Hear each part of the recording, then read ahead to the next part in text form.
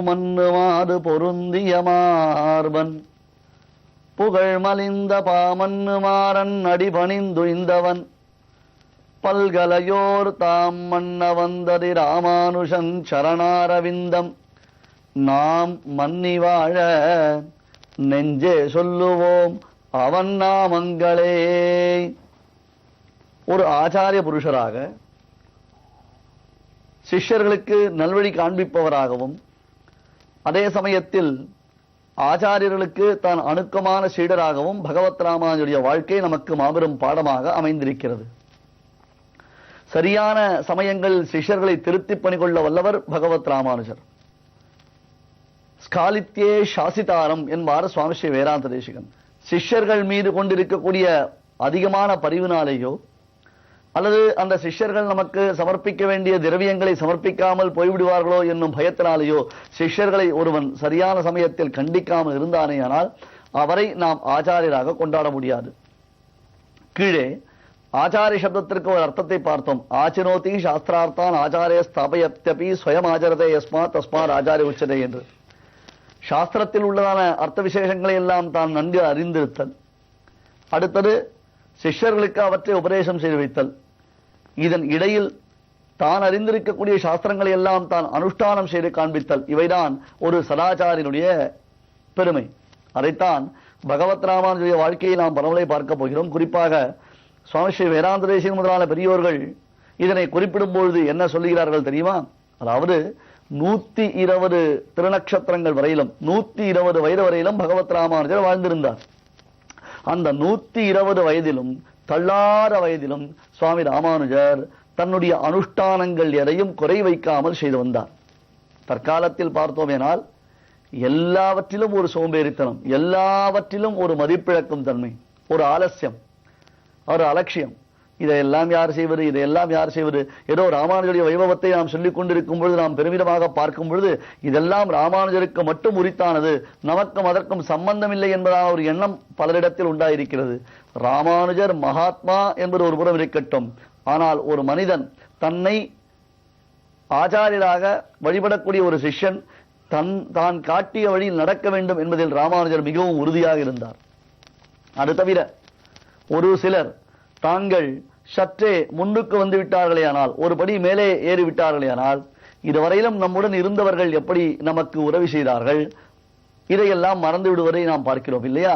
அந்த மனித பண்பாடு என்பதை மறந்து விடுகிறது, மறைந்தும் வருகின்றது தற்காலத்தில்.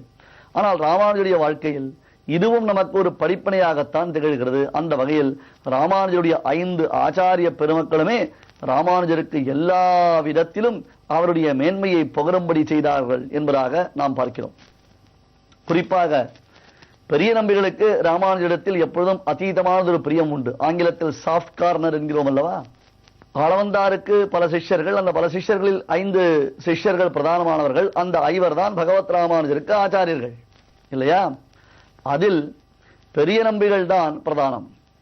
ஏனென்றால் அந்த பெரிய நம்பிகள் மூலமாகத்தான் ராமானுஜருக்கு ஆளவந்தாரே தெரிய வந்தது. பெரிய நம்பிகள் மூலமாகத்தான் ஆளவந்தாருடைய திருவுள்ளமே நிறைவேறியது இல்லையா? அத்தகைய பெரிய நம்பிகளுக்கு ராமானுஜரத்தில் அதிகமான பரிவு உண்டு. கீழே நாம் திருக்கோஷ்டியூர் நம்பிகளுக்கு ராமானுஜரிடத்தில் எப்படி ஒரு பரிவு உண்டாயிற்று என்பதை பார்த்தோம். அதைத்தான் கிடாம்பி ஆச்சாருடைய ஒரு சரித்திர விசேஷமாக அனுபவித்தோம். அதுபோன்று இங்கே பெரிய நம்பிகளுக்கு ராமானுஜரிடத்தில் எத்தகையதொரு பரிவு, ராமானுஜருக்கு திருக்கச்சி நம்பிகள் முதலான பெரியோர்களிடத்தில் எத்தகையதொரு பரிவு, இதை வெகு ரசமாக நாம் அனுபவிக்கலாம். ஒரு சமயம் சுவாமி ராமானுஜர் தன்னுடைய சிஷ்யர்களுக்கு காலக்ஷேபம் சாதித்துக் கொண்டிருக்கிறார். ரகசியார்த்தங்களை, சாஸ்திரார்த்தங்களை தன்னிடத்தில் வந்து சிஷ்யர்களாக சேர்ந்திருக்கக்கூடியதான அந்த கோஷ்டிக்கு தனியாக ஏகாந்தமாக சொல்லுவதற்கு காலக்ஷேபம் என்றாக பெயர். அந்த காலத்தில் குருகுல கல்வி முறை என்கிறோம் அல்லவா? அதுபோன்று அதனை சொல்லிக் கொண்டிருக்கிறார். அப்பொழுது திடீரென்று ராமானுஜருக்கு மனது காஞ்சிபுரத்திற்கு சென்று விட்டது. என்ன இருந்தாலும் பெண்களுக்கு தங்களுடைய பிறந்தகத்தின் ஞாபகம் அடிக்கடி உண்டாகும் அல்லவா? அதுபோன்று சுவாமி ராமானுஜருக்கு காஞ்சிபுரத்தினுடைய ஞாபகம். காஞ்சிபுரம் என்றவுடன் ராமானுஜர் வரதனை நினைப்பதை விட திருக்கச்சி நம்பிகள் திறத்தில் அதிகமானதொரு நினைவு அவருக்கு உண்டாயிற்று. திருக்கச்சி நம்பிகள் என்ன செய்கிறாரோ தெரியவில்லையே. திருக்கச்சி நம்பிகளை குறித்த எந்த ஒரு செய்தியும் நமக்கு தெரியவில்லையே. திருக்கச்சி நம்பிகளுடைய செய்திகளை நமக்கு அறிந்து வந்து சொல்லக்கூடியவர்கள் எவரும் இருக்கிறார்களா என்பதாக சுவாமி ராமானுஜர் மெதுவாக தன்னுடைய உள்ள கிடக்கையை அந்த சபையில் வெளியிட்டார். அவ்வளவுதான், அது தவிர வேறு ஒன்றும் நடைபெறவில்லை. இப்படியாக அந்த விஷயம் எப்படியோ பெரிய நம்பிகள் திருக்காதுகளில் சென்று விழுந்துவிட்டது. இந்த ஒன்று இன்றைய தினத்தில் காலக்ஷேபத்தில் சுவாமி ராமானுஜர் திருக்கச்சி நம்பிகளை நினைவு கூர்ந்தார். திருக்கச்சி நம்பிகள் குறித்த செய்திகள் எதுவும் தெரியவில்லையே என்பதாக அவர் ஒரு வார்த்தை அருளி செய்தார் என்று சிஷ்ய பிரசிஷ்யர்கள் மூலமாக இந்த வார்த்தை பெரிய நம்பிகள் காதுகளில் விழுந்தது. ஓஹோ, அவ்வளவுதான், பெரிய நம்பிகள் வேறு எதுவும் சொல்லவில்லை. அப்படியா என்றார். பின்னர் அங்கிருந்து ராமானுஜரிடத்தில் வந்து, இளையாழ்வாரே, அடியனுக்கு சற்று அவசரமான காரியங்கள் உள்ளன, அதற்காக நான் பெருமாள் கோவில் காஞ்சிபுரத்திற்கு செல்ல வேண்டும், நான் சென்று வருகிறேன் என்று ராமானுஜரிடத்தில் சொல்லிவிட்டு கிளம்பிவிட்டார். இவர் எதற்காக செல்லுகிறார், அங்கே என்ன காரியம், இதையெல்லாம் ஆச்சாரியரிடத்தில் ராமானுஜர் கேட்கவில்லை. அங்கிருந்து வேகமாக புறப்பட்டு பெரிய நம்பிகள் காஞ்சிபுரத்திற்கு வந்து சேர்ந்தார். திருக்கச்சி நம்பிகள் பெரிய நம்பிகளை கோலாகலமாக வரவேற்கிறார், ஆனந்தப்படுகிறார். திருக்கச்சி நம்பிகளும் பெரிய நம்பிகளும் ஒன்று சேர்ந்து தானே சுவாமி ஆளவந்தாருடையதான பிரதிஜையை பலிக்கும்படியாக, வரதந்திரடிவாரத்தில் செய்திருக்கக்கூடிய அந்த சரணாதி பலிக்கும்படியாக ராமானுஜரை திருவரங்கத்திற்கு அனுப்பி அழைத்து வந்து அந்த ராமானுஜர் தலைமை பொறுப்பை ஏற்கும்படியாக செய்து வைத்திருக்கிறார்கள். இருவருமே ஆளவந்தாருடைய பிரிய சிஷ்யர்கள் என்றோ. திருக்கச்சி நம்பிகள் சௌகரியமாக பாங்காக, பாங்கு என்றால் வைணவ பரிபாஷை, பாங்கு என்பதற்கு தாற்பயம் என்ன, நன்கு புஷ்டியாக எந்த குறைவும் இல்லாமல் இருக்கிறார் என்பதைத்தான் சொல்ல வேண்டும். அப்படி திருக்கச்சி நம்பிகள் பரம சௌக்கியமாக பரம சௌகரியமாக இருக்கிறார் என்பதை பெரிய நம்பிகள் உடனிருந்து அறிந்து கொண்டார். 2 நாட்கள் கூடவே இருந்தார். தினந்தோறும் வரதனுடைய திவ்யமான சேவை. என்ன குறைவு, வரதனுடைய வைபவத்திற்குத்தான் குறவு உண்டா? நித்தியோத்சவ, பக்ஷோத்சவ, மாசோத்சவ, சம்பத்சரோத்சவங்கள் என்பதாகத்தானே அந்த வரதன் எல்லா உற்சவங்களையும் குறைவில்லாமல் கண்டுகொள்கிறான். இருபுறமும் உயர்ந்த உபய வேத பாராயண கோஷ்டிகள் என்ன, மதில் சூழ்ந்து அழகாய அந்த கச்சிரகருடையதான வைபவம் என்ன, மண்ணு மகளாருக்கு அலங்காரமான மதில் கட்சி என்னப்படக்கூடியதான அந்த திவ்ய கஷேத்திரத்துடைய வைபவங்களையும் கோலாகலங்களையும் கொண்டாட்டங்களையும் அனுபவித்துக் கொண்டிருந்தார். 2 நாட்கள் கழிந்தன. உடனே பெரிய நம்பிகள் திருக்கச்சி நம்பிகளிடத்தில் விடை பெற்றுக் கொண்டு நான் அவசரமாக திருவரங்கத்திற்கு செல்ல வேண்டும் என்று சொன்னார். திருக்கச்சி நம்பிகளுக்கு ஒன்றும் புரியவில்லை. அவசரமாக வந்தார். 2 நாட்கள் நம்முடன் சேர்ந்திருந்தார். பிறகு இப்பொழுதே கிளம்ப போகிறார் என்கிறாரே சுவாமி, இன்னும் 2 நாட்களில் வரதனுடைய வைசாக உற்சவம், வையம் போற்றும் வைகாசி உற்சவம், அயன் போற்றும் வைசாக உற்சவம். ஆம், ஆதி யுகத்து அயன் கண்டிட நின்ற அருள்வரதன் உத்தமமான சித்ரா பௌர்ணமி என்று பிரம்மாவாலே ஆராதிக்கப்பட்டு பிறகு வைகாசி ஹஸ்த நட்சத்திரத்தில் துவஜாரோகணம் கண்டுரொளி அதன் பின்னர் சிரவணத்தில் தீர்த்தவாரி எனப்படக்கூடியதான உயர்ந்ததான அனந்தசரஸ் புஷ்கரணியில் அந்த தீர்த்தவாரி முழுகு நீராட்டு, அந்த நீராட்டை கண்டுகொள்கிறானே, அத்தகைய உற்சவத்தை தாங்கள் சேவிக்க வேண்டாமா? இந்த உற்சவம் உலகம் போற்றும் உற்சவமாயிற்று என்று சொல்ல பெரிய நம்பிகள் சொன்னார், ஆயிற்று, இருக்கட்டும், நான் வந்த வேலை முடிந்தது, ஆகையால் நான் உடனே செல்ல வேண்டும் என்று சொன்னார். அவருக்கும் ஒன்றும் புரியவில்லை. இல்லை சுவாமி, 2 நாட்கள் இருக்கலாமே, 2 நாட்கள் இருக்கலாமே. இல்லை இல்லை, என்னால் இருக்க முடியாது, எனக்கு நாழி ஆகிவிட்டது, நான் செல்ல வேண்டும் என்று சொன்ன பெரிய நம்பிகள் திருக்கச்சி நம்பிகளிடம் விடைபெற்றுக் கொண்டு மறுபடியும் திருவரங்கத்திற்கு வேகமாக வந்து சேர்ந்து விட்டார். வேகமாக திருவரங்கத்திற்கு வந்து சேர்ந்தாகிவிட்டது.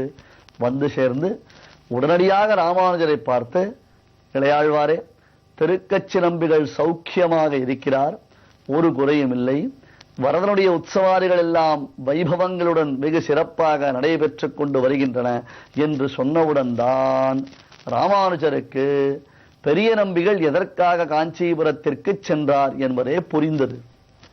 சுவாமி, இது என்ன?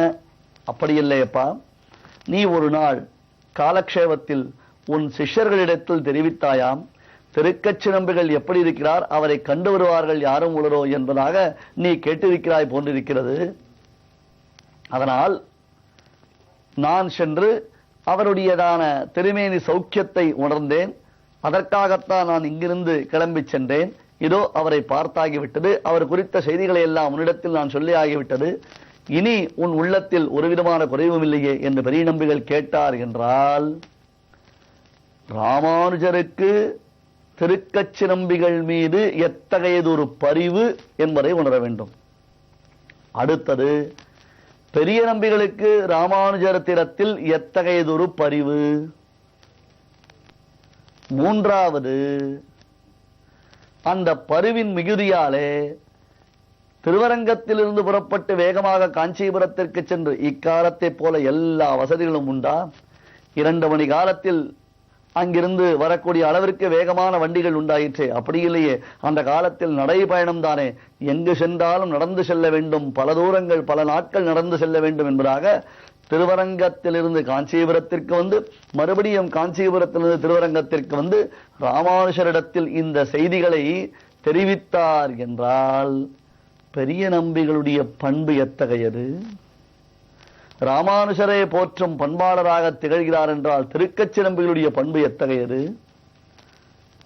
தான் ஆரம்ப காலகட்டங்களில் காஞ்சிபுரத்தில் தவித்த பொழுது தனக்கு எல்லா விதத்திலும் ஆறுதலாயிருந்த அந்த திருக்கச்சி நம்பிகள் பால் ராமானுஷருக்கு உண்டாயிருக்கக்கூடியதான பரிவு எத்தகையது. இதையெல்லாம் நாம் பார்த்து முதலில் உலகத்தில் பழக கற்றுக்கொள்ள வேண்டும். பெரியோர்களுக்கு மதிப்பளிக்க கற்றுக்கொள்ள வேண்டும். எந்த பெரியோர்கள் ஞானோபதேசத்தின் மூலமாக நமக்கு நல்வாழ்வு கிடைக்கிறதோ அத்தகையதான பெரியோர்கள் திறத்தில் நமக்கு எவ்வளவு கௌரவம் இருக்க வேண்டும், என்ற காலத்திலும் நாம் அவர்களை மறக்காமல் இருக்க வேண்டும். முதலான நற்பண்புகள் சுவாமி ராமானுஜருடைய திவ்யமான சரித்திரத்தினால், அதுவும் குறிப்பாக பெரிய நம்பிகள், திருக்கச்சி நம்பிகள், ராமானுஜர், இந்த மூவருக்கும் இருக்கக்கூடியதான இந்த பிணைப்பின் மூலமாக நாம் நன்கு அறிகிறோம். அந்த ராமானுஜ வைபவம் நம் நெஞ்சத்தில் என்றுமே நிறைந்திருக்க வேண்டும் என்று பிரார்த்தித்துக் கொள்கிறோம்.